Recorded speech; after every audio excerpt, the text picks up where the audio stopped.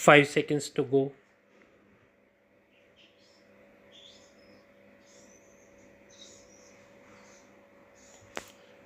Start.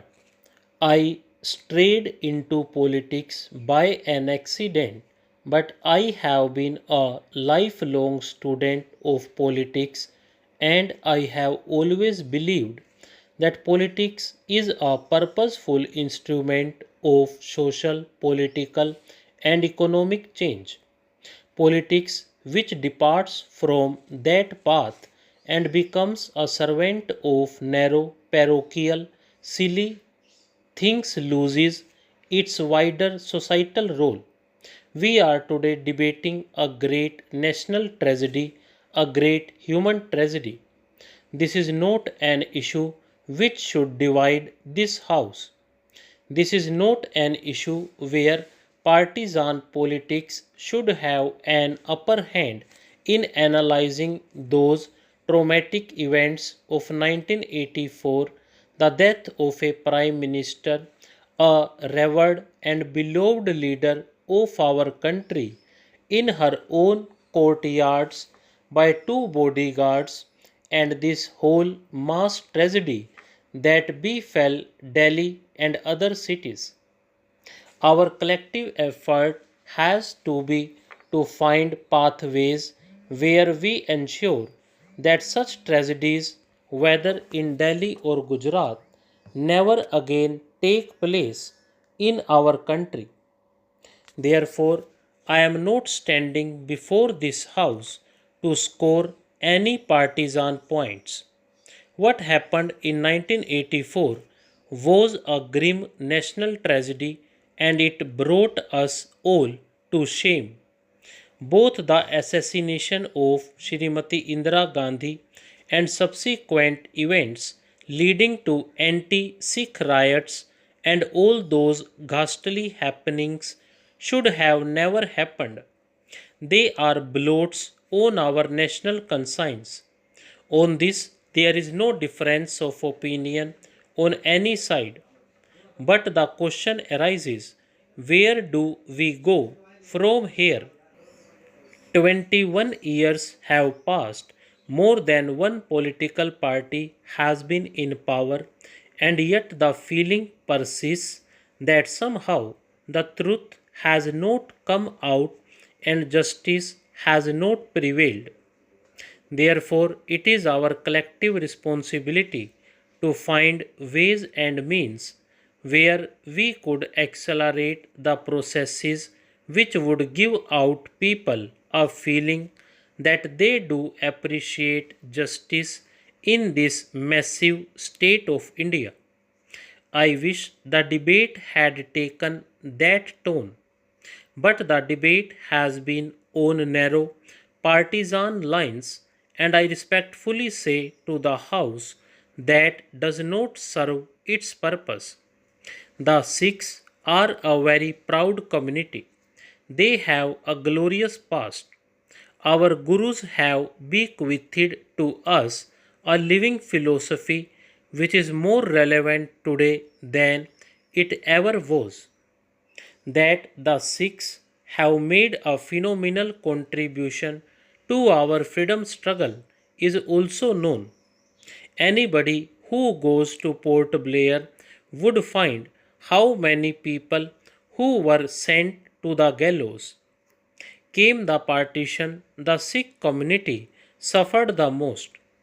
The canal colonies of erstwhile Punjab, which were blooming with property, were the creations of the Sikh peasants. They were all lost to the Sikh community. Many of them migrated to this part of the Punjab. Lakhs and lakhs of people became homeless. I have seen people seeing their daughters, their children being killed before their very eyes in those ghastly days of the partition. That trauma still haunts me. It is a credit to the Sikh community that did not allow that tragedy to depress them. Then came the independence of India, and there arose a new Punjab on the ashes of old. When the history of that period is written, the making of the new Punjab, the role of two individuals will shine in the annals of history. That was Jawaharlal Nehru and Sardar Pratap Singh Cairo. What Punjab is today is largely the creation of these two great men of our country.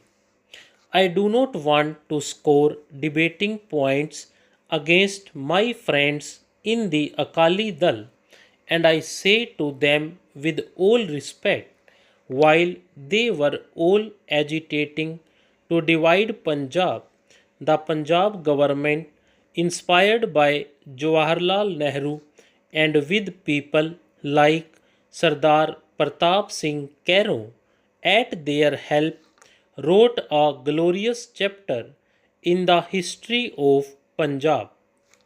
The Green Revolution is the creation of Pandit Jawaharlal Nehru, late Shrimati Indira Gandhi, and Sardar Pratap Singh Cairo in Punjab. If we are trying to drive a gap between the Sikh community and the Congress party, we must never forget that fact. Then came the events of 1980s. Who is to be blamed and who is not to be blamed? I am not here to apportion blames, but for a time it appeared the Punjab had fallen on evil day. We saw that period when serious attempts were made to divert the attention of this brave community which has contributed so much to the development of our country, which even to this day defends many of our national frontiers that are on the borders. People, many of them outside our country, tried to drive a wedge between the Sikh community and the mainstream of national life.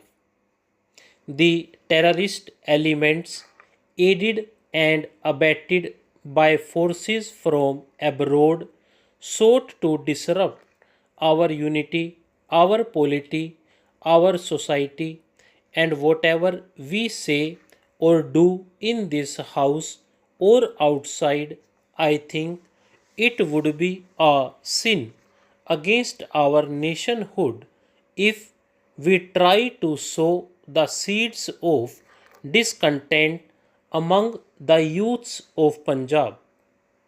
Punjab is border state of our union. The Sikhs have been its valiant protectors through centuries here. Stop.